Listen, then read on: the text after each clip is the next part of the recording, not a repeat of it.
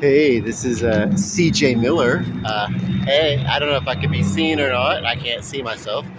Whatever. But uh, one of the things that this phone does not do is change from front lens to back lens in the midst of recording. But anyway, let me jaywalk across this alley. See, I'm in Shreveport. It's not quite nighttime yet, and I'm walking down back alleys. I'm about to take a walk over the Texas Street Bridge because uh, love to walk. I say I'm not the only one. We're actually pretty good. I've gotten some awesome inspiration. I've been paying attention, and I think right now we have a shuttle bus from Amtrak that will take me from Shreveport to wherever the thing is in Texas. So a couple of hours over, but it's like a once a day thing or whatever. I don't know. I haven't tried to take Amtrak because it's not super expensive. I did find out that it's pretty cheap if I want to go from Dallas to Shreveport. I can go about 25, 26, 27 bucks, booked way in advance, if I wanted to go on a shopping trip or something like that. But what I've gotten word of is that there's some expanse that's supposed to happen. And I think that we're really going to work on expanding through the I-20 corridor, which goes right through Shreveport, having a Amtrak rail run right through, and it would connect from Dallas to Atlanta, and also with connections to South Florida and the Gulf Shores or whatever. So that's kind of interesting. I really think we used to have passenger trains. The Jefferson Hotel, which is our sister building. Well, not anymore. I used to live in the Fairmont, and the sister building of the Fairmont was the Jefferson Hotel. Now, the Jefferson Hotel used to be a railroad hotel. And then, of course, I don't know what the deal is with Central Station. It's a local bar that, it used to be a gay bar. Now it's like open to whatever, as most bars are. I don't know. In most cities, I don't know that there's like the tradition of the gay bar so much anymore, as people just kind of go where they want. Anyway, what's my point? Oh, yeah, we're going to have Amtrak. Now, I don't know when. These things are a few years in development.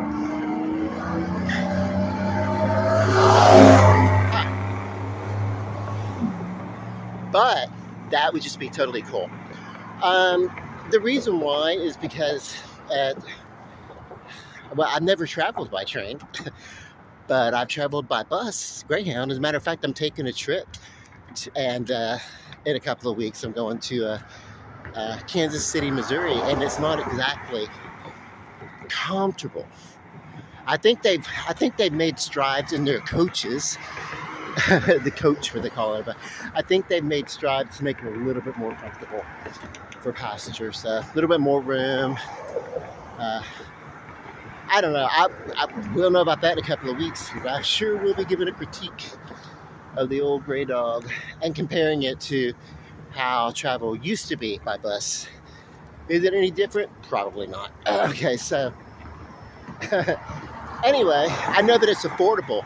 For a while, I tried to book this trip, and it was like, I cannot afford it. Well, I got to book this one-way trip, and it was the tradition. It was $79, and then a reservation fee because we reserved a seat. And then, and then when I get there, I'll look at our itineraries to see where they match up and see what day is good. And then I'll book in advance for coming back. So I'll be gone either a week, maybe 2 weeks, but then I'll be back home. So,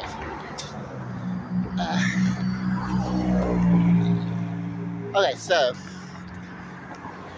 up ahead is this LED bridge. And I would say it's a famed LED bridge, but it turns out there are LED bridges that are programmable and all this kind of stuff throughout the US and the world. Not like in every, not like every city that you'll find yourself in, but it's not specifically rare, but it is fun. It is fun to walk across and see the lights and everything.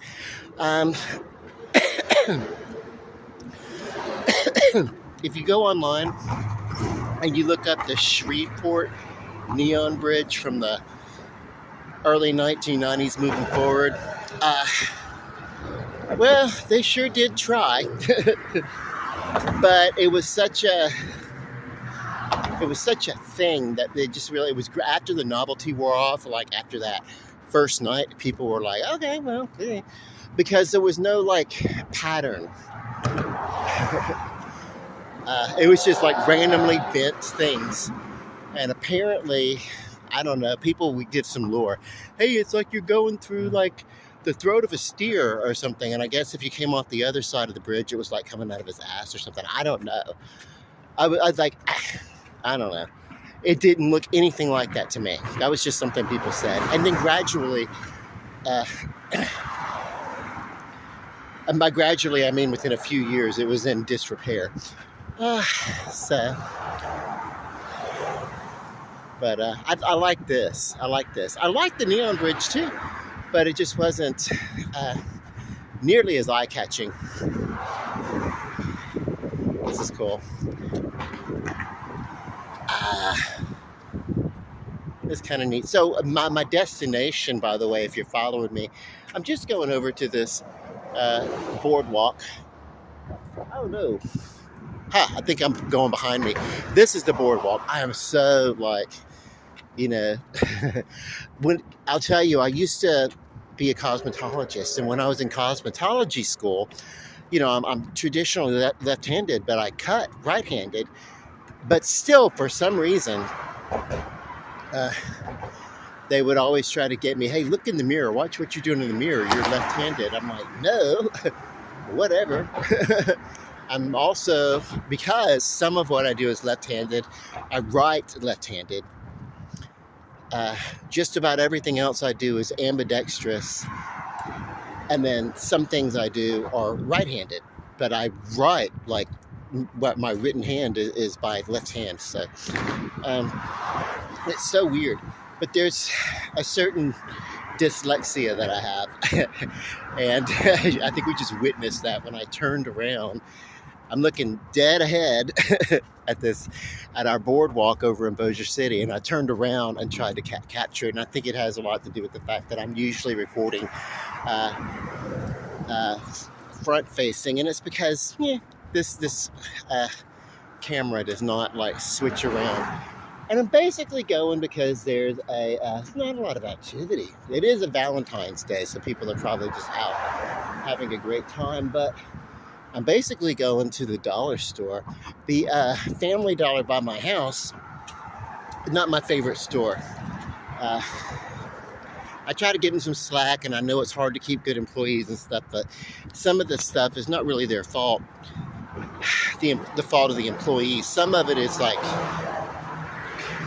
corporate BS, and the employees get caught in the middle of it. But they do have like products on the shelves that are clearly marked at one price, and then when you take it to the counter, it's to ring it up, it's an entirely different price. And it that happens all the way through the company, and because of that, it's no accident. So, but part of the same conglomeration are the Dollar Trees. Of course, now they're $1.25 tree because they had to go up by a quarter, but whatever, I'll give them the extra price. But anyway, so I'm going to go there and see if they have what I'm looking for. Basically, I needed some chili with no beans, and the only thing they had at the Family Dollar was the hot dog sauce, but that contained mashed up beans. So that's, I don't do beans, not unless I have to. I would go to someone's house and there's like a Mexican dish or something with refried beans or something. I don't know. Maybe I could try it. I don't know.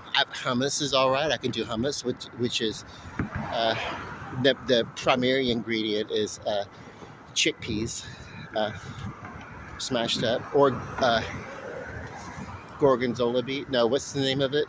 Something gonzala beans. But anyways, it's the same thing as a chickpea. A chickpea and I think gorgonzola. Is that a cheese? I don't know. Garbanzo bean and a chickpea. That's what it is. Garbanzo bean and a chickpea.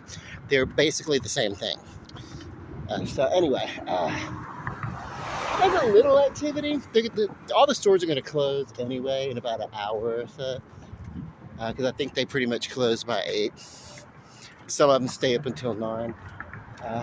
But so I had a low battery. Some of my features may not be working, whatever. Just underneath where I'm standing is it's actually, yeah, it's right about where I'm standing, is now I'm walking up on it actually.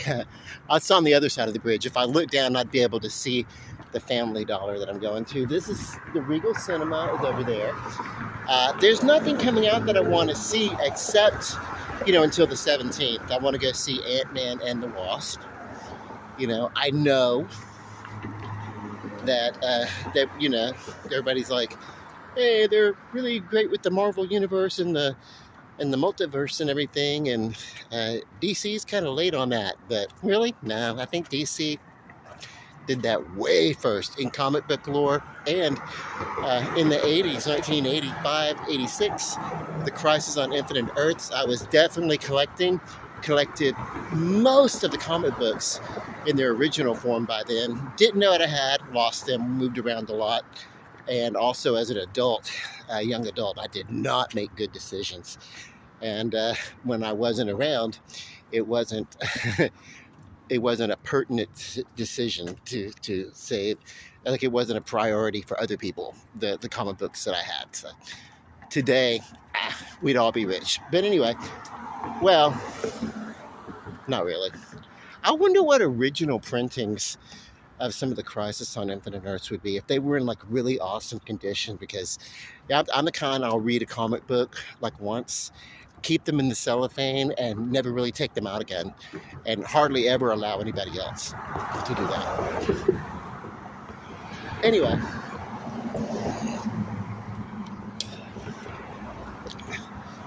not like a rarefied Spider-Man first edition, or not like but it was certainly a turning point. But anyway, DC questioned the multiverse way before, and then they took the Crisis on Infinite Earths, and they did with their TV shows on CW and a lot of other properties, including the DCEU that was going at the time. Yeah, they kind of bridged those things together. So, yeah, whatever. I don't know. Initially, I'm going to say, I can say this now, I think enough time's passed, with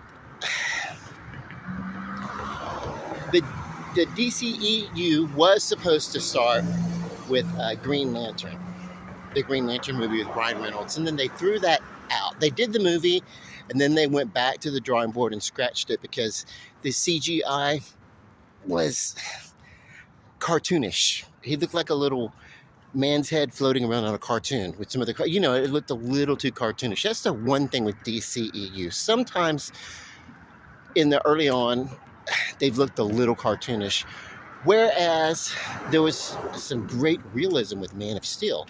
Now, that was the first movie, and of course they made that, and then we didn't know that it was going to connect to an expanded universe until sometime after. Like, there was always it was going to be a one-off movie to test, to see how the property was going to go, and they did it really well, sunk a lot of budget into it, everything. It was one thing I really didn't think, for two things. I didn't think Ryan Reynolds was great as being cast in Green Lantern. And I also think uh, uh, him being played as a uh, fearful astronaut or fearful fighter pilot, I just don't think, uh, I don't think that worked for me. There was too much, if he was gonna, uh, yeah, it's just they should have changed it. They should have been like, hey, we need someone who's brave instead of someone who's, uh, you know, I don't know. I do not know. Uh, anyway, I know what it is. They were probably trying to compensate for some of the childish effects that was going to happen, such as a race car track. I mean, those things happen in the Justice League, kind of in the back when children were the ones reading the comics and stuff like that. So the comics had matured a little bit as the readers. Basically, the conservators of these lores have changed. I didn't think Henry Cavill was the best choice for Superman at that time of Man of Steel.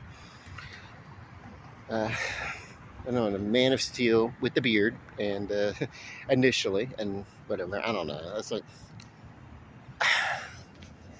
and then whatever. I didn't particularly care for the way that story was told. Uh, but the version of the characters did start to grow on me. And it wasn't the darkness and the grittiness and the realism of what was going on. It was the treatment of Superman in Man of Steel, and then Batman versus, because what was really super about him is that he does not have a moral quandary. He's not questioning his morality. He knows some things are difficult, but ultimately he has an idea that he really wants to live up to, and he's motivated to do so.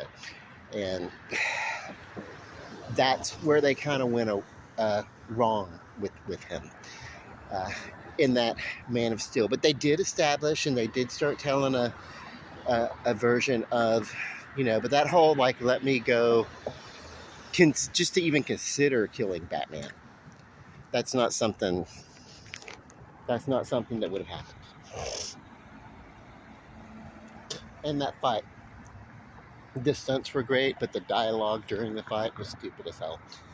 Batman versus Superman. So I did have some problems, even though I particularly loved it. That's not to say that Marvel does not have its fair share of bullshit in their movies.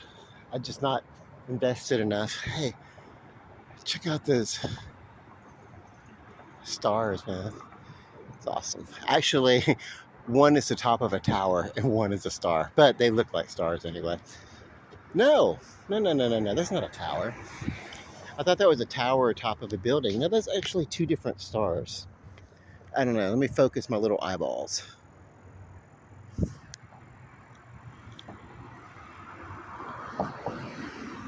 Yeah, nope. Two stars. God, I hope it's two stars. Tell you, if it is a light atop a tower, I'm going to be awfully foolish in a moment or so when it comes in focus. I'll tell you what, my phone will probably be way dead by the time I'm walking back over. But when I post this silly little ridiculous video, I will let you know what I discovered. I'm almost at the Dollar Tree, which is right there. I'm still trying to take like reverse pictures or something. I don't know. I'll walk up here, crossover. Where I'm standing waiting to cross, that's not going to happen.